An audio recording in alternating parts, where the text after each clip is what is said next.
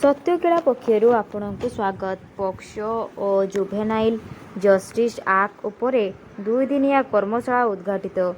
ବାଲେଶ୍ୱର ଜିଲ୍ଲାପାଳଙ୍କ କାର୍ଯ୍ୟାଳୟ ଅଡିଟୋରିୟମ ହଲରେ ପୋକ୍ସୋ ଓ ଜୁଭେନାଇଲ ଜଷ୍ଟିସ୍ ଜେ ଆକ୍ଟ ଉପରେ ଦକ୍ଷତା ନିର୍ମାଣ ସମ୍ବନ୍ଧୀୟ ଏକ 2 ଦିନିଆ କର୍ମଶାଳା ବାଲେଶ୍ୱର ପୋଲିସ ପ୍ରଶାସନ ଆନୁକୂଲ୍ୟରେ ଶୁଭାରମ୍ଭ ହୋଇଛି। ଆଜି ପୂର୍ବାହ୍ନରେ ଡିଆଇଜି ଶ୍ରୀଯୁକ୍ତ ପିନାକ ମିଶ୍ର ମୁଖ୍ୟ ଅତିଥି ଭାବେ ଯୋଗଦେଇ ଆନୁଷ୍ଠାନିକ ଭାବେ କର୍ମଶାଳାର ଉଦ୍ଘାଟନ କରିଥିଲେ।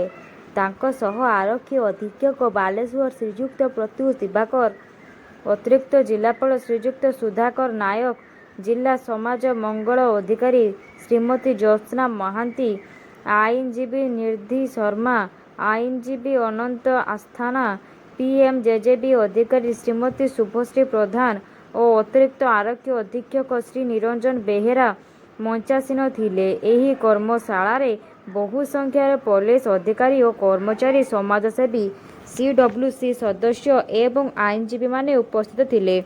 ଆଇନଜୀବୀ ନିଧି ଶର୍ମା ଓ ଆଇନଜୀବୀ ଅନନ୍ତ ଆସ୍ଥାନା ପୋକ୍ସୋ ଏବଂ ଜେ ଆକ୍ଟ ସମ୍ପର୍କରେ ବିସ୍ତୃତ ତାଲିମ ପ୍ରଦାନ କରିଥିଲେ। ଏହି କାର୍ଯ୍ୟକ୍ରମର ମୁଖ୍ୟ ଉଦ୍ଦେଶ୍ୟ ହେଉଛି ଶିଶୁ ସୁରକ୍ଷା ସମ୍ବନ୍ଧୀୟ ଆଇନ ଉପରେ ସଚେତନତା ବୃଦ୍ଧି କରିବା, ସମ୍ପୃକ୍ତ ସମସ୍ତଙ୍କ ଦାୟିତ୍ୱକୁ ସ୍ପଷ୍ଟ କରିବା ଏବଂ ଯେକୌଣସି ଅପରାଧ ଘଟିଲେ ଠିକ୍ ଓ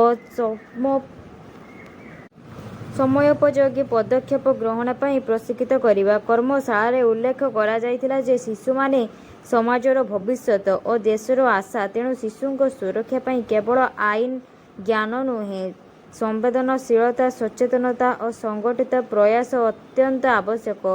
ଜୁଭେନାଇଲ ଜଷ୍ଟିସ୍ ଆଇନର ମୂଳ ଉଦ୍ଦେଶ୍ୟ ହେଉଛି ଶିଶୁଙ୍କ ଶାସନ ନୁହେଁ, ସୁଧାର ଓ ପୁନର୍ବାସନ ମାଧ୍ୟମରେ ସଠିକ୍ ଦିଗରେ ନେଇ ସମାଜରେ ସମ୍ମାନ ସହିତ ପୁନର୍ସ୍ଥାପନ କରିବା।